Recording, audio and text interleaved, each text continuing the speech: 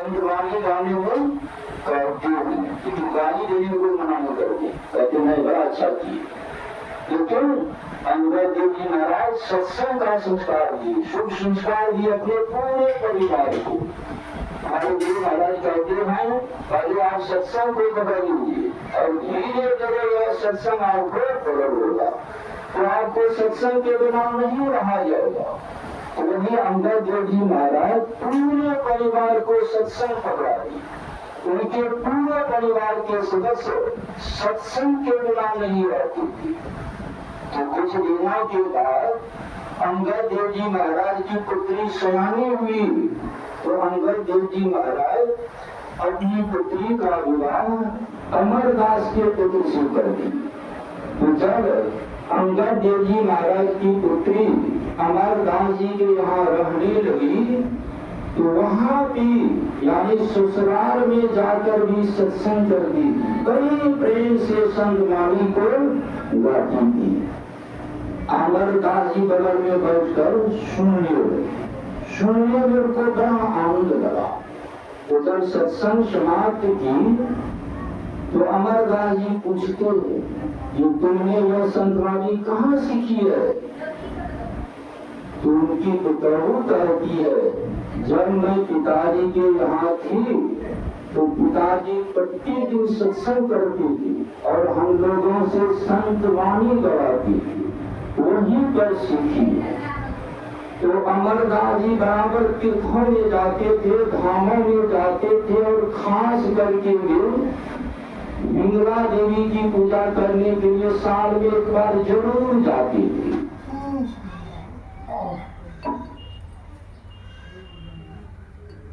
बराबर तीर्थों में जाते थे, खास करके वे विमला देवी की पूजा करने के लिए साल में तो जरूर जाते थे। तो अमरदास जी कहने लगे अब की बार जब मैं तीर्थाटन में जाऊंगा, विमला देवी की पूजा करने के लिए जाऊंगा, तो मैं भी अपने संगी यानी अंगद देव जी महाराज के साथ में सत्संग करूंगा। एक दिन वे चल पड़े तीर्थाटन के लिए, विमला देवी की पूजा करने के लिए। चलते चलते रास्ते में रात्रि हो गई, तो वे अपने संगी अंगद देव जी महाराज की वहां ठहर जाती। रात में उनको भोजन कराया गया और भोजन करा के उन्हें विश्राम करने का जगह दिया गया। वह विश्राम करने लगी और जब सवेरे ब्रह्म मुहूर्त में जगते हैं तो देखते हैं अंगद देव जी महाराज के दरबार में एक देव स्वरूपा स्त्री झाड़ू लगा रही है। अमरदास जी पूछते हैं तुम कौन हो? वह देवी कहती है आप जिस देवी की बराबर पूजा करने के लिए जाते हैं वही देवी मैं हूँ। तो अमरदास जी कहते हैं आप यहाँ पर क्यों झाड़ू लगा रही है? तो देवी कहती है मैं झाड़ू लगा रही हूँ तो क्या, ये पहुंचे हुए संत हैं, संत की सेवा करने के लिए सभी देवी देवता की अपूर्व रहती, मैं सेवा कर रही हूँ तो क्या। तब अमरदास जी को ज्ञान हुआ और अंगद देव जी महाराज के पास जाकर हाथ जोड़कर अन्य कर ले जो मुझे अपनी सेवा में रख लीजिए, चरण शरण में लगा लीजिए। तो अंगद देव जी महाराज कहते हैं आप हमारे संगी हैं, आपको मैं क्यों सेवा में रखूं, शिष्य बनाओ। तो अमरदास जी कहते जब तक मैंने आपको नहीं जाना, नहीं पहचाना, तब तक संसारिक समझ में आप हमारे संगी थे। लेकिन अब मैं जान लिया, पहचान लिया जो आप पहुंचे हुए संत हैं, इसलिए अब आप हमारे संगी नहीं, हमारे गुरु हुए और मैं आपका शिष्य हुआ। तो जब अमरदास जी बहुत अनुनय विनय किए, तब अंगद देव जी महाराज अमरदास जी को अपनी सेवा में रखे। कहा जाता है इतनी सेवा की जो जब तक अंगद देव जी महाराज जगे रहते थे अमरदास जी बगल में खड़े रहते। जो गुरु का जो आदेश होगा उस आदेश से पालन करने में विलंब नहीं हो, इसीलिए बगल में खड़े रहते। उनकी सेवा से अंगद देव जी महाराज प्रसन्न हो गए और उन्हें भी अंदर के त्रिवेणी में स्नान करने का भूल बता दी। यह सत्संग जो है यह चलता फिरता की तरह है। यहाँ पर लोगों का मन पवित्र होता है, जब मन पवित्र होता है तब ज्ञान होता है। और अंदर का जो त्रिवेणी है वह प्रत्येक मनुष्य के अंदर में विराजमान है। इसके लिए हमारे गुरु महाराज कहते हैं, गंग जमन युग धार मदही सरस्वती बही, कुटल मनुष्या की धार गुरु गमना गई। हमारे गुरु महाराज कहते हैं, जो हम लोगों के एक आंख में गंगा की वास हो, दूसरे आंख में यमुना की वास हो, और दोनों के मध्य में जो है सरस्वती की वास हो। यह त्रिवेणी जो है सबसे ऊंचे दर्जे का त्रिवेणी है। लेकिन इस त्रिवेणी को कौन जानते हैं? तो जो संत सदगुरु से मुक्ति लागे, और जो मुक्ति नहीं लागे हैं ऐसे के लिए हमारे गुरु महाराज कहते हैं, कुटल मनुष्य के भाग गुरु गम ना लगी। जबकि देव दुर्लभ मनुष्य शरीर प्राप्त है, जिसके लिए भगवान श्री राम के लिए बड़े भाग मानुष तन पावा, सुर दुर्लभ सब नहीं गावा। बड़े भाग से मनुष्य शरीर प्राप्त होता है। सुर दुर्लभ, देवी देवता को जो दुर्लभ है ऐसा सभी सब ग्रंथ बता रहा है। ऐसा देव दुर्लभ मनुष्य शरीर पाकर भी यदि संत सदगुरु के चरण शरण में नहीं आए, की नहीं जाने, की नाम कर अंदर की त्रिवेणी में अपने आप को नहीं डुबाए, तो कुटल मनुष्य भाग्यवान।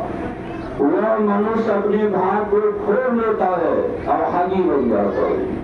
लेकिन जो संत महापुरुषों से युक्ति जानकर अंदर के त्रिवेणी में अपने आप को ले जाता है, उगाता है, तो जन्म जन्मांतर का जो चार हुआ पाप रहता हो सारा पाप धुल जाता है। तो वही अमरदास जी युक्ति जानकर अंदर के त्रिवेणी में अपने आप को डूबते बढ़ा रही। जन्म जन्मांतर का जो क्या हुआ पाप था सारा पाप धुल गया। उनका अंतःकरण निर्मल हो गया। जिनका अंतःकरण निर्मल हो जाता है उन्हीं को अपने आप का यानी आत्मज्ञान होता है, और जिसे आत्मज्ञान होता है उसी को परमात्म ज्ञान हो जाता है, और जिसको परमात्म ज्ञान हो जाते हैं वही संत कहलाती है। क्योंकि हमारे गुरु महाराज कहते हैं, शांति को जो प्राप्त कर लेते हैं वे संत कहलाते हैं। और शांति कहाँ है? शांति स्वरूप सर्वेश्वर जाओ। शांति का स्वरूप सर्वेश्वर यानी परमात्मा है। उस परमात्मा को जो जान लेते हैं वे संत कहलाते हैं। वो अमरदास जी अंतर साधना करके आत्मज्ञान प्राप्त किए, परमात्मा ज्ञान प्राप्त किए, और परमात्मा को जानकर वे संत हो गए। तो कहने का भाव है, अमरदास जी को अपने पुतहु से थोड़ी देर का सत्संग मिला तो वे बड़े संत हो गए, अपना परम कल्याण बना लिए। यदि उनकी पुतहु से उन्हें पूरा ज्ञान नहीं मिलता तो वही दुर्गा में, धारा में देवी देवताओं के पीछे दौड़ लगाते रहते और 84 के चक्र में घूमते रहते, घूमते रहते। जिसके लिए संत ऋषा कहते हैं, देवता पितर भूया भवानी, ये सब है 84 चक्र। किसी भी देवी देवता की पूजा आराधना से 84 का चक्र नहीं करता है, 84 का चक्र लगा हुआ ही रहता है। तो अमरदास जी को अपनी पुतहु से ज्ञान हुआ, और उनकी पुतहु को संस्कार कहाँ मिला? अपने माता पिता के यहाँ। और माता पिता से ज्ञान होकर अपने ससुराल में भी सबको संस्कृत कर दी, ज्ञान दे दी, तो वहाँ भी सब संस्कृत हो गए, उनका भी परम कल्याण हो गया। इसी गोस्वामी तुलसीदास जी महाराज कहते हैं, सुनी समझी जन मुदित मन, मर्जनी अति अनुराग, अल्लाह विचारी फल सत्य साधु समर्पित किया। तो जो बड़े सादे समारोह की प्रयागराज में आकर आनंद पूर्वक प्रेम पूर्वक संत महापुरुषों के उपदेश को सुनते हैं, समझते हैं और सुन समझकर मज्जही अति अनुराग युक्ति जानकर अति प्रेम के साथ मज्जन करते हैं। चारी फल अच्छा करो, शरीर रहते पर 4 फल प्राप्त होता है। कौन कौन? तो अर्थ, धर्म, काम और मोक्ष। हमारे गुरु महाराज का उपदेश है, जो लोग नियमित रूप से सत्संग भजन करेंगे, मोटा मोटी भोजन वस्त्र और रहने का घर, इसका कभी अभाव नहीं होगा, यानी अर्थ की कमी नहीं होगी। और सत्संग से ज्ञान हो जाएगा, वे धर्म पर चलेंगे, कभी धर्म नहीं करेंगे, जिन्हें दुख में रहना पड़ेगा। अर्थ, धर्म और काम। काम कहते हैं सुविचार को। तो सत्संग करने वाले, भजन करने वाले जो भी शुभकामना करते हैं, उनकी शुभकामना